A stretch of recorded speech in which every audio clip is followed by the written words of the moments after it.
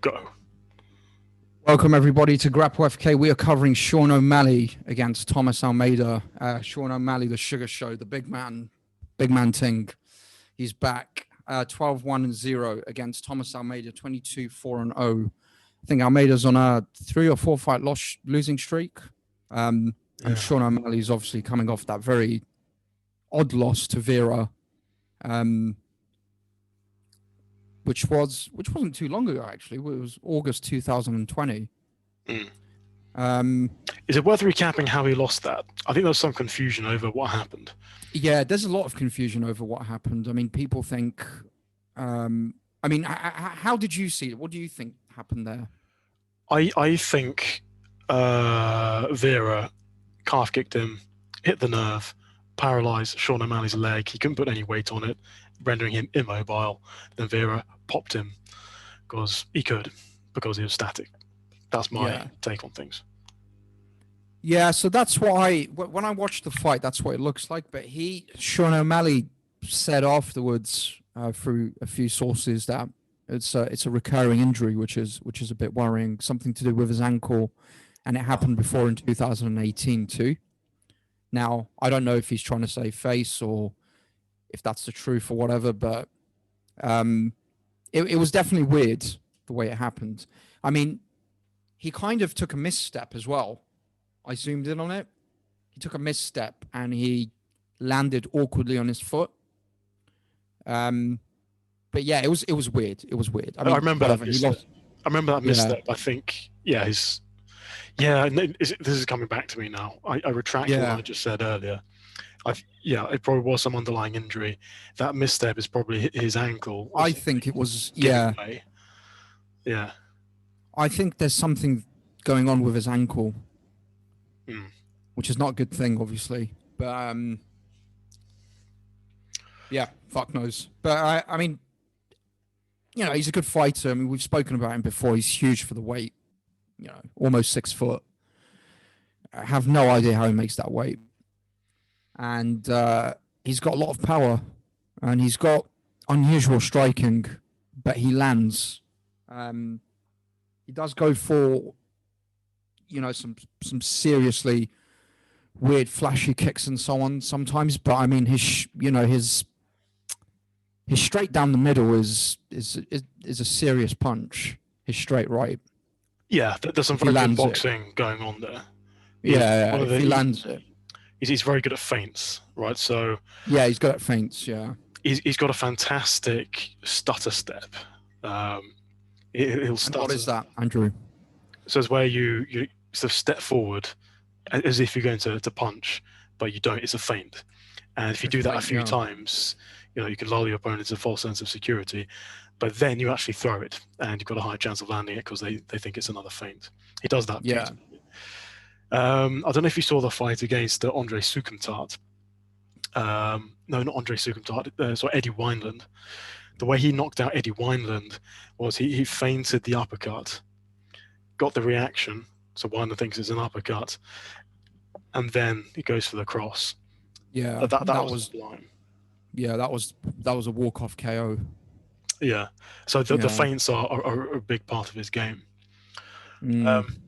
But I've been looking quite close into this fight. I actually watched Jack Slack's Filthy Casual breakdown, which explains the dynamic between these guys really, really well.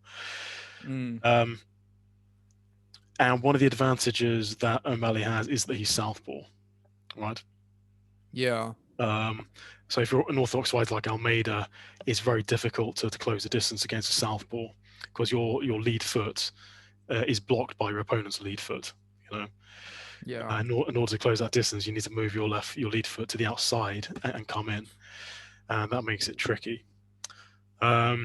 Also, when you're an orthodox fighting a southpaw, if you're pumping the jab, your whole left side of your face is open, and your opponent can right hook you on the left side of your face, which leaves you very exposed.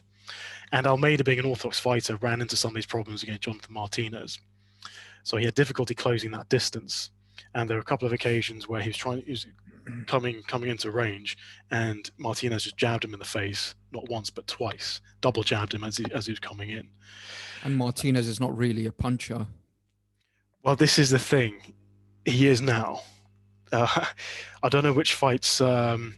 We did a breakdown of his, and up until that point, he was purely a kicker. When he faced Almeida, he suddenly brings out this amazing boxing, which we've never seen before, which is utterly bizarre. Is it primarily just his jabs? He doesn't really throw combos. Yeah. He doesn't throw a huge amount of combos. But that thing where, you leave if you're an orthodox fighter against a southpaw, you throw the jab out there, left side of your face is exposed. Martinez was catching him with the hooks as he was coming in. And that is a problem. So if we talk about the problem of an orthodox trying to close the distance against a southpaw, that is exacerbated by the southpaw's length. If his head is a bit further away and his reach is longer, and Sean O'Malley is managing that distance as well, Almeida is going to have a very hard time closing that distance. So stylistically, this is a difficult fight for Almeida. Yeah, I mean that's exacerbated by him being significantly shorter than Sean O'Malley as well. Yeah. So Martinez is what, maybe about 5'9", 5'8"?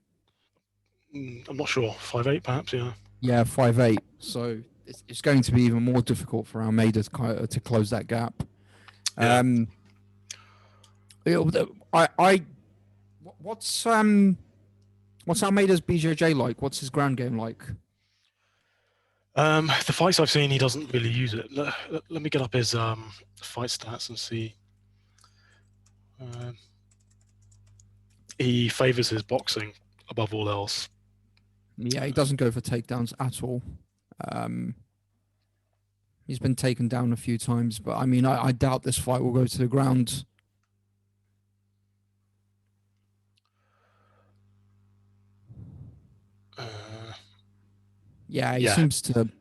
Seems he's a striker. He's a striker and predominantly a boxer.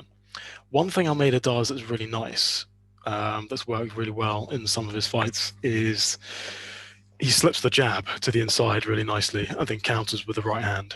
We see that quite a lot in the UFC, but he does it particularly well. The challenge with that is, according to Jack Slack, which I was watching before this podcast, is that if that's the mainstay of your game, people are going to figure that out, and they're going to throw feints, or they'll just pump it, or they'll just kind of leave the jab out there just to kind of get you to react. And the problem is, if you bite on those and you're slipping and you're countering, you'll miss, and then you end up out of position, ready to be countered. And again, that's something that happened in the fight against Martinez. So against a sophisticated striker like Martinez or Sean O'Malley, that go-to technique of his, that go-to countering, is probably not going to be that effective. Yeah, I also heard something. Dan Hardy mentioned something about Thomas Almeida too. The camp that he's from is known for sparring really hard. Like, as in, they spar very, very hard. They try and knock each other out before fights and so on. And he made a point that he doesn't think Thomas Almeida went into his last 3 fights at 100%, and he probably won't go into this fight at 100% as well because of the camp he's at. I can't remember what camp it is. It's a very well-known camp. And Dan Hardy was going on about how hard they spar. Is it in Brazil or the US? I think it's in Brazil. Should we Google it? Yeah. Yeah. Well, I mean, sparring hard, is an outdated way of training. Yeah, it really is. Yeah. But, some of these Brazilians, they're very aggressive. Yeah, definitely. Oh yeah, Shooter Box. Yeah, Shoot Box Academy. I mean, that's an old school Brazilian gym. Oh, Vanderlei Silva. That makes sense, doesn't it? Yeah. Vanderlei, Anderson Silva, Mauricio Rua. I mean, very, very. What's it called? Very aggressive fighters. Yeah. So he made that point too. But yeah, going back to your point about the slip and the counter, Yeah, I don't think he can pull that off against O'Malley just purely because of O'Malley's reach and his understanding of his understanding of striking and distance. I don't think he can. I can't see him pulling that off against Sean O'Malley. Yeah, I'm I not. mean, I'm struggling to see what Thomas can do in this fight. I mean, chop at the legs is probably his best bet. kicking the legs against a longer fighter is always a good idea. Yeah. Yeah. If I'm Almeida in my training camp against Sean O'Malley, I'm practicing takedowns all fucking day because Mm. you're not going to beat him on the feet. Your best He's not, chance of he's not, he probably doesn't go for them though, right? And as we've said, you exactly. can't change your game for one fight. Completely. Yes, yeah. So I think is the best option. Get the takedown, get some ground and pound. yeah, 100 or kick his legs really Yeah. hard. Yeah. Even on the ground, Sean O'Malley is pretty decent. Yeah, he's won a few grappling tournaments. Oh, has he? Yeah, yeah. Which ones? He's got like those jiu-jitsu ones. I don't know too much about the names, but his jiu-jitsu's pretty good now, apparently. Yeah, I mean, in the fight against Andre Sukumtat, he got taken Yeah. down, but he was threatening the triangle, Yeah. elbowing him in the head. It's very aggressive, defensive jiu-jitsu. Yeah. Yeah, he's good. Um But yeah, the thing is, I think this is sorry to interrupt there. What I see with this fight is obviously O'Malley's a huge star. I can't figure out why, but he is. He's got like nearly 2 million Instagram followers. I think this is quite a favorable matchup for him to come back to. And the UFC have probably kind of purposely put this on, not given him too much of a tough opponent. Obviously, someone coming off 3 losses to kind of tune him back into things because he is, for whatever reason, he is a huge star. yeah, So I think this is a very favorable matchup for him. Yeah, I think so. I think so. It's worth noting that Almeida was the golden boy, the up-and-coming golden boy at a certain point in time. Had a very good record pre-UFC. Yeah. Quite lived up to his potential. His boxing looks nice. Like his boxing is decent. But there are levels to this.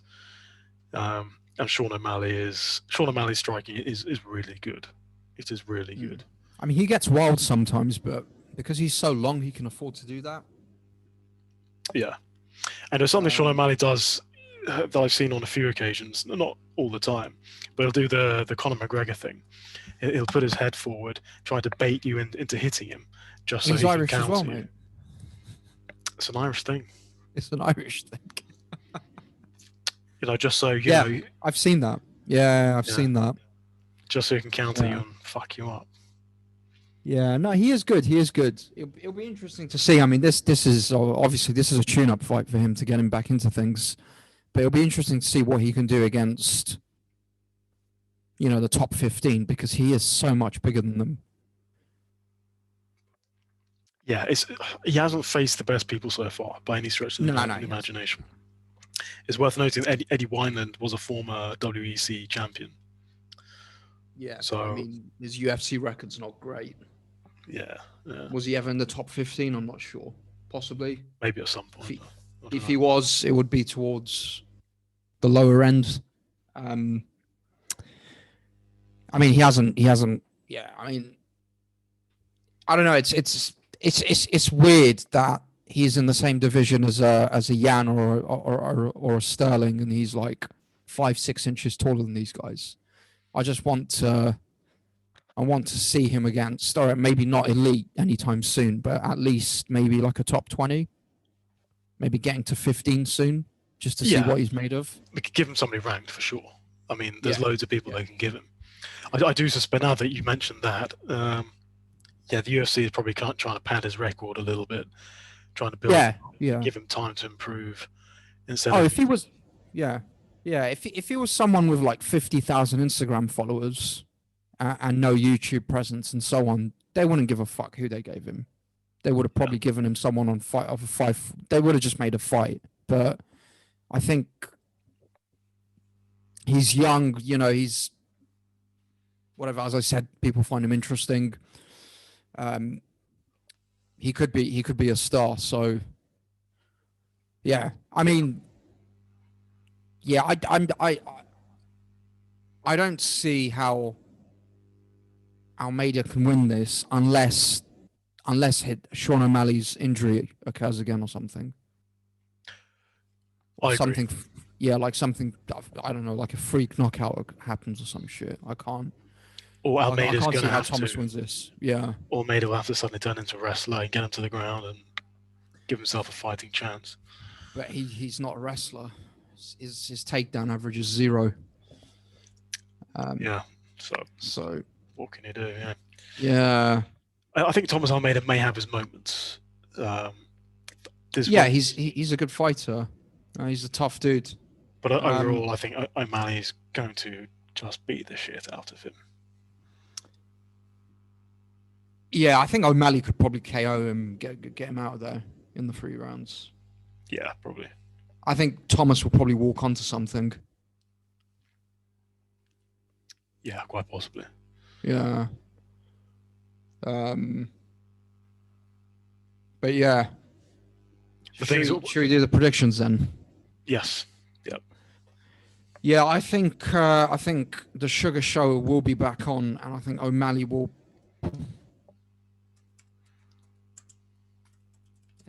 O'Malley will TKO KO him in the 2nd round. I'm going to say the Sugar Show is going to knock out Thomas Almeida in round 1. Round 1, okay. Yeah. Nice. If Thomas Almeida gets the knockout in like 20 seconds, will you be back to just sucking his cock like you were before? What do you mean? Sean O'Malley gets it in 20 seconds. You said Thomas Almeida. Did I? Yeah. Let me rephrase. If Sean O'Malley knocks out Thomas Almeida in 20 seconds, yeah, you'll be back to sucking O'Malley's cock. Yeah, in and around my mouth. No, but the thing is, it's he has to face a ranked opponent, and then I'll make my mind up about him. But he's young, he's good.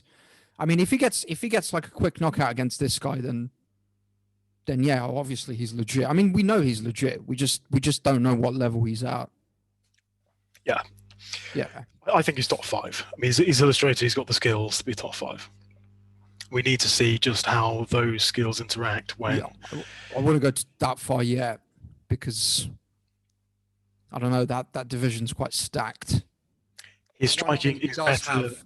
I'm going to say this now. His striking is better than Jan's. It's better than Sterling's. It's better than who else is in that division? It's not better than Jan's. No way. It is, man. It is. Levels. Nah, I don't think so. Man. It's not better than Jan's. It is. Trust me. The only person whose boxing is better is Cody. You're going to say Cody. Yeah. And maybe it isn't better. Maybe it's a similar level. Maybe O'Malley's better. I don't know. I don't think he's anyone. I don't think he's ready for those guys yet. Those guys are too experienced and too good. Who else is in that division? Dominic Cruz. Rob Font. Rob Font's pretty good. Aldo. Aldo, yeah. Sandhagen. Oh yeah, Sandhagen. That's it. That's what I was thinking about. Isn't Sandhagen quite tall as well? Like same size, 5'11". Oh yeah, shit. But with far worse striking. Yeah, but Satan is. Yeah. I don't know, man. That knee was something special. He's got good timing. Against who? Who did he flying knee a few fights ago? His last fight. Marlon Moraes? Yeah, that's it. Was that it? There's also Marlon Moraes. Yeah, Marlon Moraes is still pretty good. Yeah.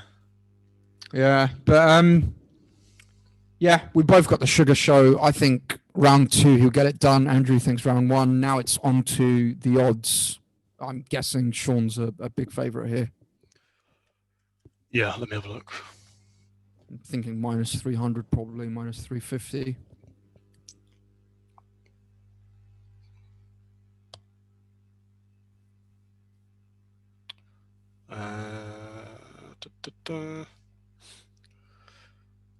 So what are you saying? I think minus 300.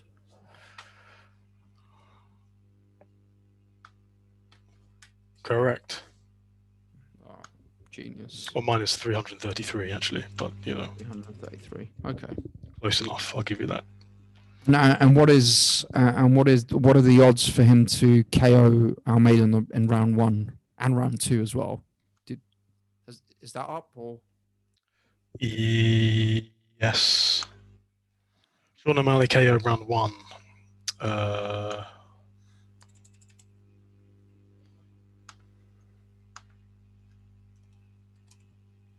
Plus 350. Plus 350. Okay. What about round 2? Plus 600. Oh, now we're talking. Oh. You don't mind. Oh. And round 3 plus 900. Plus 900. Okay. So yeah, I mean, this is a safe come fight for me. Safe parlay, sorry. Yes. Yeah. We could put him in with. I'm not sure whether hedges. I don't think Almeida can win this. I don't see a path for him to winning this. No, there's no hedge here, in my opinion. We could put this along with Vicente Luque in the safe parlay. Yeah. Luque. Imagine if Luque just lays Woodley out in round 1. It could happen. Although Woodley's. It could happen. He's very aggressive. But Woodley can take a shot, though. I think Woodley's only been finished by. What's his name? The guy who went to Bellator. What's his name? Musashi. No, Musashi never fought at that He got weight. fucked up by Musashi in Bellator. Oh, the Canadian. He's on the tip of my tongue. Yeah. Yeah, the Canadian guy. I know who you're talking about. Yeah. TriStar, Faraz Zahabi's guy. Yeah. Yeah. I can't remember his name. But that annoys me. Yeah, Musashi fucked him up. He went up in weight for that though. But I know who you're talking about. What, he finished him? I didn't know that. Yeah, early on in Woodley's career. Yeah. This is annoying me. I've got to find out this. He was a good fighter though. He was. We can't remember his name. But it was a really good fight. Can't remember his name. He's just one of Zahabi's students. That's how we know him. Well, I'm looking this up. Yeah, go for it.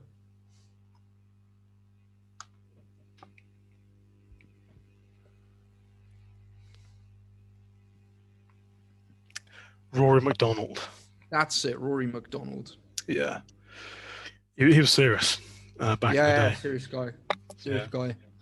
All right, well, that's it. That's it, I guess, for this.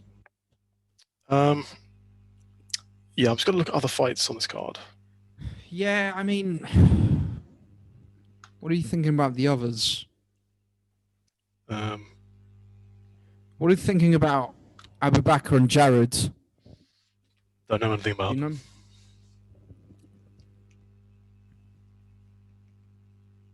Christ, that is not an attractive man. God, look at these guys. You got the mahogany god on the left and this thing on the right. Jesus Christ. Yeah, Dagestanis aren't Armani models, put it that way. No. I mean, looking at these two, how can you bet on the guy on the right? Fuck me. I don't know. Fucking Superman on the left. I think he's coming off a loss as well. I'm pretty sure he is. Who, Abu Bakr? Yeah. Abu Bakr. I can never remember if this guy is Khabib's brother or who cares. No, it's not his brother, no.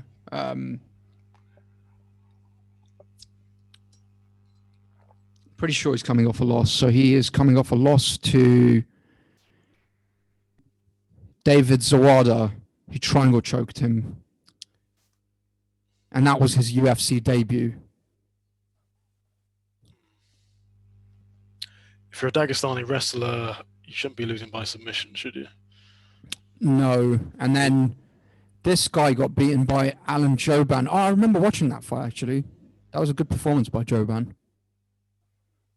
That was a good fight. Yeah, this is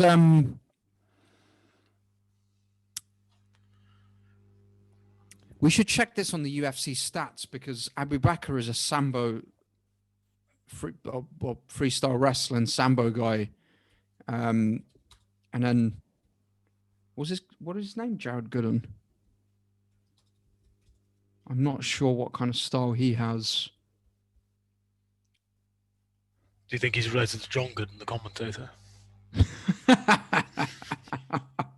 Twins. Possibly. I don't know, maybe. It's probably fucking John Gooden's wife, though. Probably fucking John Gooden. Probably fucking John. Oh, my God. Yeah, so, I mean, Abu Bakr's just constantly going for takedowns. But yeah, I mean, I'm not sure how he got triangle choked. We need to watch that fight. But he's probably not that good. And it doesn't look like Jared Gooden is that good as well, although he has a very good physique. Can you click on Abu Bakr's record? Yeah, they've both only had one fight in the UFC.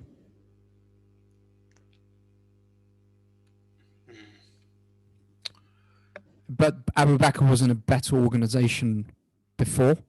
I mean, this guy was in Titan and Island fights and stuff. Abu Bakr was in PFL. Yeah. You get some serious fighters in PFL. All right. Yeah. One to look into. Who else have we got, Waleed? Let's check.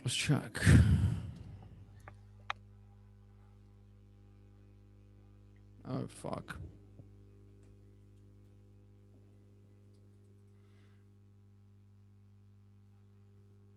We have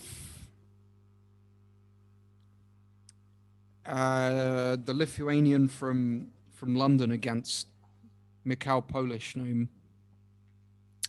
I don't know enough about Modestas Bukauskas. He got fucked up in his last fight. I can't remember who beat. Oh, the that tank from Australia. What's his name? Rings a bell. That guy from Australia is really good. Now this is annoying me. I need to check Modestas. The guy fucked him up. Jimmy Crute. Yeah, that's it. Yeah, knocked him out in round one. Yeah. Yeah, okay. So, yeah, Mikhail, Polish name, is quite a big favorite. Yeah, let's check his record out. So Jimmy Crute has also beaten this guy, Kimura'd him in round one.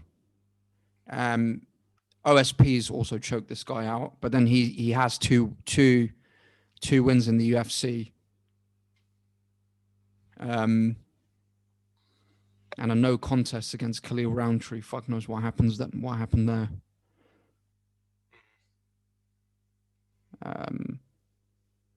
So he's a lot more experienced in the UFC, put it that way. Yeah. And he's quite young. He's 26. Wow. Yeah, so I can see why he's a favorite.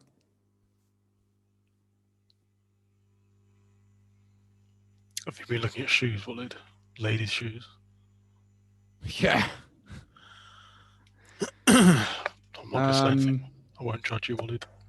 Yeah, I cross-dress now and then. It's 2021, dude. Yeah, we need to look at this as well. But I can see why this Polish guy is a heavy favorite. What are the odds on him?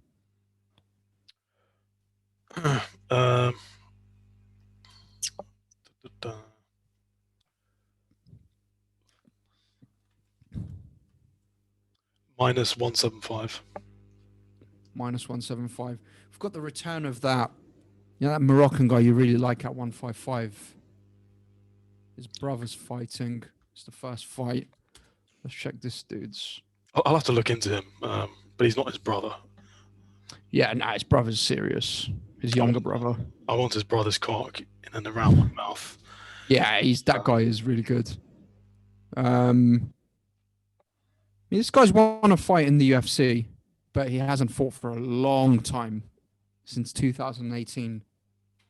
And he's fighting someone from Canada with a French name, so I'm assuming Quebec. Yep. Who's on a three or four fight loss streak. So again, this is a strange one. Okay. There's Alonzo Menafield. Yeah. Who I'm guessing is a big favourite. Let me have a look. Yeah, Alonzo Menafield is minus 333 against Fabio Charant.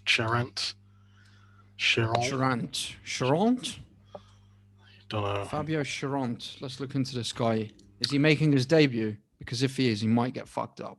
I think he is, yeah. Oh shit, he's making his debut, fam. Oh, yeah, fuck. He might get fucked up. Oh, he might get fucked up. Oh, no. Yeah, I mean, Alonzo Menifield's KO'd 2 people in the first round. Lost 1 decision to Devin Clark, who's a very good wrestler. Really, really good. And then got beaten by OSP, who's obviously very experienced. Yeah. Menafield is... So he's been around for a bit. Yeah. Can he go down a bit? Yeah. He had a fight in the Contender Series as well. And then it's just been all LFA, Bellator. He's got amateur fights as well.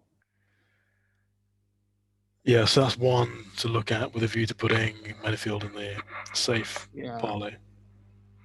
And this guy has got into LFA and has been getting mainly unanimous decision wins. Menafield hits hard. So, yeah, it's definitely one to look into. Could be a safe parlay one, this. Yeah. So what have we got for the safe parlay? O'Malley, Luque, and possibly Menafield as well. Yeah. Yeah. Yeah. I'm not sure what other fights there are on here. Abubakar Nurmagomedov is a big favourite against Jared Gooden. Really? It's probably because he's a wrestler. Maybe Jared Gooden's not. Yeah. Maybe he's got no ground game or something.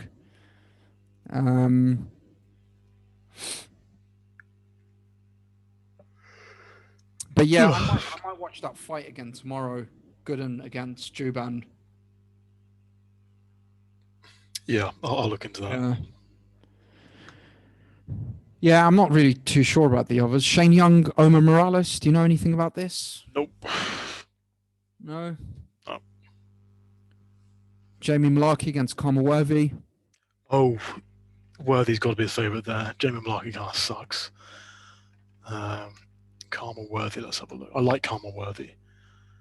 Yeah, he's decent. The Death Star. Karma Worthy is a slight favourite. Got fucked up by a boy, though. The Moroccan Tyson. Fucked him up. I had Worthy in that fight as well. Well, who was Aitar? Yeah, Zaita fucked him up. Did I bet on a Aitar on that one? Yeah, you went for Zaita. I went for Worthy. Ah, yeah. You were just like, his boxing's too good. He's going to KO him. Yeah. That's exactly what happened. He KO'd him very early. Yeah. I'm a genius, Wade. I'm a genius. A fucking genius. I love the seriously. As I love that guy. Yeah, it's good he's coming back. Yeah. He's my favourite fighter, along with the Hillbilly. Nate Landwehr. Nate Landwehr, yeah, my 2 favourite fighters. Yeah, except his striking is more sophisticated than Nate Landwehr's, I'd say. Nate Landwehr's just crazy. Nate Landwehr's got the fundamentals. Yeah, he has. Yeah, and he's nuts. I think Azaitar's a different level to him. Yeah, Azaitar is just extremely quick. Very, very quick, and has stupid, ridiculous power in his hands. Yes. But that division's just a joke. Like, I mean, Islam Makhachev's number 10 or 11. That just says everything. Because no one will fight him. That's the thing. No one will fight him. Yeah, no one's going to fight that guy. Yeah. Yeah, that division is... Yeah. But... Yeah, all right, yeah, so we've got some options here. It's not that much of a bad card, actually. Yeah. It's not bad. I think we've got to put Karma Worthy in the mix somewhere. Maybe a risky come. Perhaps. I don't know who else we put in with the risky come though. Maybe this Mikhail Polish name. I'm not sure. Maybe. We'll look into that. But possibly even a Zaitar. It's because this guy's on a three fight loss streak, but he hasn't fought in 3 years. That's worrying. We did a video on... Sorry to interrupt. We did a video on Bukauskas. I mean, am I remembering correctly that I called him a massive piece of shit or something? I don't think it was him, no. I think his opponent quit on his bench or some shit. The first fight he won in the UFC was very weird. And I think you were criticizing his opponent. Okay. Yeah. Yeah, the more I think about it, the more I don't like Bukauskas. Yeah. I think some of his regional footage was pure garbage. It may have been Bukauskas that you were talking about then. It was in Cage Warriors. In Cage Warriors, you get people in there like with records of like 8-7, 8-9, whatever, 10-9. It's not. Yeah. Yeah. So, yeah, that's it really. To summarize, we've got for O'Malley against Almeida, we've both got O'Malley winning by TKO, KO, and then do you want to just go through the safe parlay that we've put together, Andrew? Yeah, so we'll put O'Malley in the safe parlay along with Vicente Luque and who else did we say, Walid? That's it so far, right? No, there's someone else. We figured something out. Yeah, Menefield. Yeah, but we do need to look into Menefield. We do need to look into that, yeah. There's a caveat there. Yeah. Yeah. But I mean, his opponent being a debutant. Yeah. Yeah, it's probably a very likely candidate. Yeah. I think the Sugar Show is going to fuck up Almeida in round 1. What do you think, Walid? I think round 2. I think round 1. There'll be a feeling out process. I think he might tag him a bit, and then I'm going with round 2. I'm going with round 2. KO. Yeah, but thanks for watching, everyone. Please like, please subscribe, and feel free to leave any comments as usual. And we'll see you soon. Make sure to watch the fights on Saturday, Sunday. Take care. Bye.